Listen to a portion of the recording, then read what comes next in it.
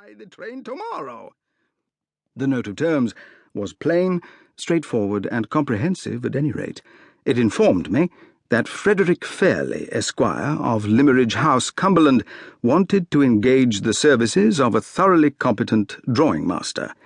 He was to superintend the instruction of 2 young ladies in the art of painting in watercolours, and he was to devote his leisure time afterwards to the business of repairing and mounting a valuable collection of drawings which had been suffered to fall into a condition of total neglect.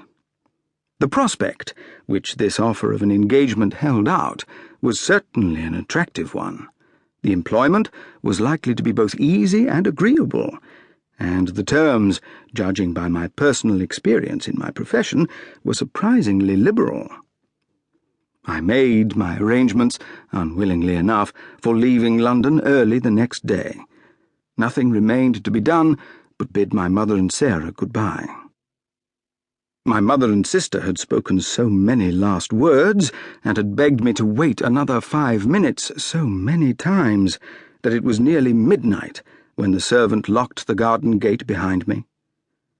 By the time I had arrived at the end of the road, I had become completely absorbed in my own fanciful visions of Limmeridge House, of Mr. Fairlie, and of the 2 ladies whose practice in the art of watercolour painting I was so soon to superintend. I had now arrived at that particular point of my walk where 4 roads met, when in one moment every drop of blood in my body was brought to a stop by the touch of a hand, laid lightly and suddenly on my shoulder from behind me. I turned on the instant, with my fingers tightening round the handle of my stick. There, in the middle of the broad, bright high road, there, as if it had that moment sprung out of the earth or dropped from the heaven, stood the figure of a solitary woman, dressed from head to foot in white garments, her hand pointing to the dark cloud over London as I faced her. "Is that the road to London?" she said. "Yes," I replied. "It leads to St. John's Wood and the Regent's Park. I was rather startled by your sudden appearance in the road. You don't suspect me of doing anything wrong, do you? I have met with an accident.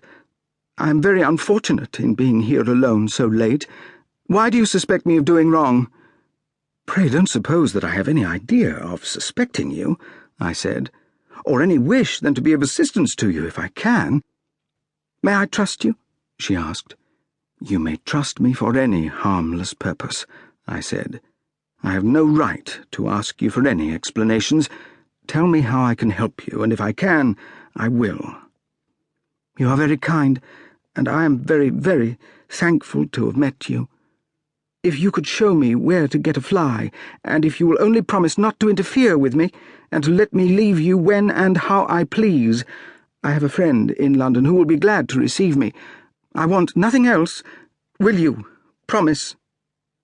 What could I do?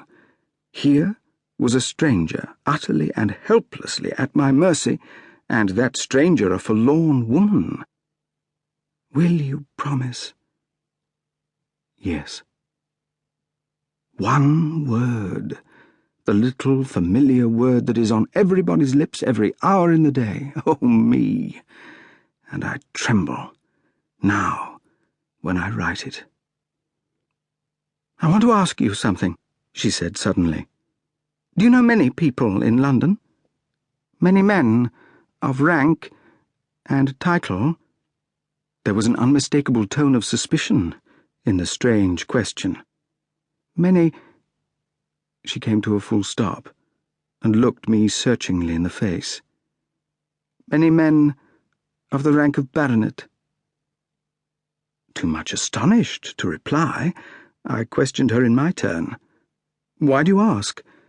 "Because I hope, for my own sake, there is one baronet that you don't know." "Will you tell me his name?" "I can't. I daren't. Don't make me talk of it," she answered. "I'm not fit now.